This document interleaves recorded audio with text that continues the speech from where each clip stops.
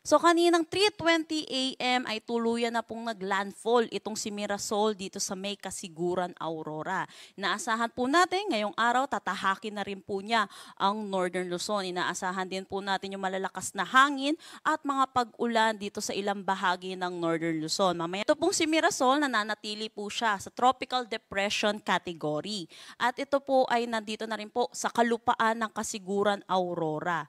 Meron tong taglay na lakas na hangin na 55 kilometers per hour at pagbugso na umaabot ng 90 kilometers per hour. Kumikita. Samantala, ito'y kumikilos northwestward sa bilis na 10 kilometers per hour. So northwest, meron din tayong binabantayang low pressure area dito sa labas ng ating Philippine Area of Responsibility.